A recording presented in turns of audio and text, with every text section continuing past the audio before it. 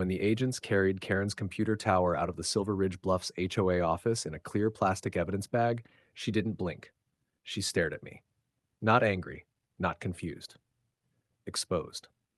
2 days earlier, that same woman had stood on my porch, chin high, telling a deputy I had no legal right to touch the doorknob of the house my father left me. She said it calmly, like she'd rehearsed it, like she believed it. Now, state investigators were lifting the machine that held every forged notice, every altered timestamp, every smug email she ever typed. Funny how fast a throne turns into a folding chair when sunlight hits it. But this didn't start there. It started the night I came home. 6 months overseas. One deployment bag, one key that didn't fit. The air felt wrong before anything happened, like someone had just left the room and sprayed perfume to cover it. Too quiet, too arranged. Then my front door opened. A woman I'd never seen looked me dead in the face and said, "You're trespassing." Behind her stood a man leaning in my hallway like he owned the oxygen. Their pictures hung where my father's medals used to be. That wasn't confusion. That was conquest. And somewhere across the street under a mosquito tree, Karen stood with her clipboard tucked to her chest, watching. She didn't speak. Queens don't shout, they observe until someone challenges the crown. The deputies arrived without sirens. Calm, neutral, procedural. One of them, Deputy Riggs, studied his tablet longer than necessary.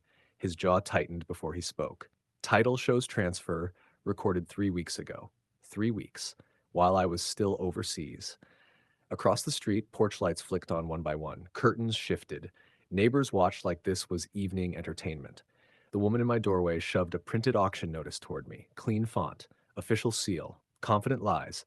This property was acquired legally through the HOA. Contact them. HOA.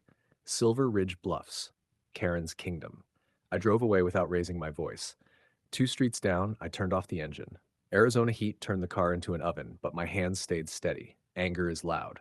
This was precise. The next morning, I walked into the HOA office, beige prefab box stuck beside an abandoned tennis court, and asked for records. The receptionist blinked too many times. Curtis Holmes, operations manager, stepped out rehearsing authority with every stride. "Unpaid dues," he said. I handed him the bank confirmation. His eyelid twitched. They were marked returned. They weren't. That was the first crack. So I brought in Ben, former JAG, and Terry, a forensic accountant who could smell fraud before it printed, and that within an hour she said they backdated everything. This wasn't sloppy, it was strategic. Strategic. Karen's signature. Then we found it. The flip. Her sister-in-law bought my house for $1,100, sold it the same day for $175,000. No public auction, no notice. Closed room, 2 family bids, ink barely dry. This wasn't policy enforcement. This was calculated theft. And the worst part? I wasn't the only one. If this story has you locked in, hit like, share it with someone who needs to see this, and subscribe so you don't miss what happens next. And tell us in the comments, where are you watching from? By that evening, the neighborhood felt different. Not louder, heavier. An older man watering his lawn shut off the hose midstream when I approached. "They did it to my neighbor too," he muttered. "Hospice brought her home. Strangers were already inside." Another woman stepped out clutching her dog like it was evidence. "They fined me for blinds being too open. Said it affected privacy. Karen collects weaknesses." Collects weaknesses. That line stayed with me. Karen didn't rule with noise, she ruled with silence, with intimidation disguised as compliance, with paperwork weaponized just enough to scare people into surrender. So I removed the silence. I agreed to an interview with Channel 5. No theatrics, no raised voice, just dates. Bank confirmations, deployment orders, the forged timestamps, the private auction, the $1,100 transfer. The reporter blinked twice when I finished. "We're running this tonight." By sunrise, my voicemail was overflowing. Veterans groups, reporters, neighbors who'd been quiet for years, suddenly ready to talk. And then the footage came in. Porch cameras. 3 HOA board members. Bolt cutters. My side gate. Karen standing behind them, arms folded, directing like a choreographer of theft. "Garage first," she said on video. "Trash bags for everything. He's deployed. He won't be back."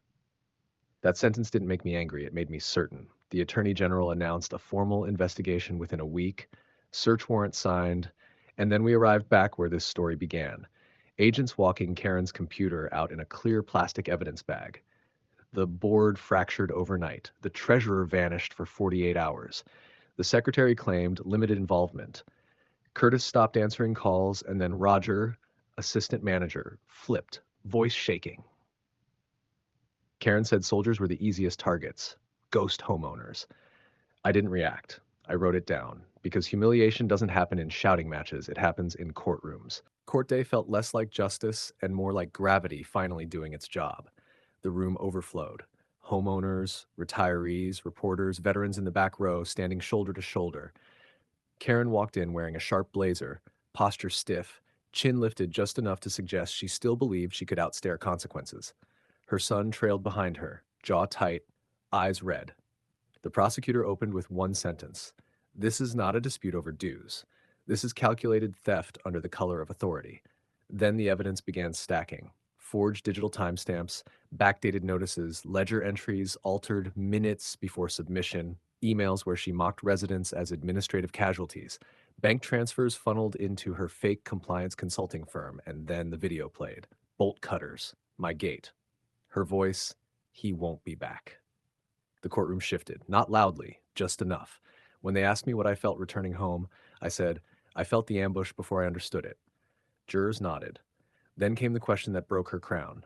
Do HOA regulations outrank federal protections for deployed service members? Karen hesitated, looked around, found no allies. If they're in my HOA, yes. Silence. The verdict didn't take long. Deed restored, damages awarded, criminal referral recommended. When deputies cuffed her, she searched the room for someone to defend her. No one moved, not even her son. That evening, I walked back into my house, stripped bare, hollow, quiet. Not triumphant, certain. Karen believed power came from rules. I proved power comes from understanding systems and refusing to be silent. If this opened your eyes like this video, share it, subscribe, and tell us in the comments where you're watching from. Because silence is how empires like hers survive, and exposure is how they fall.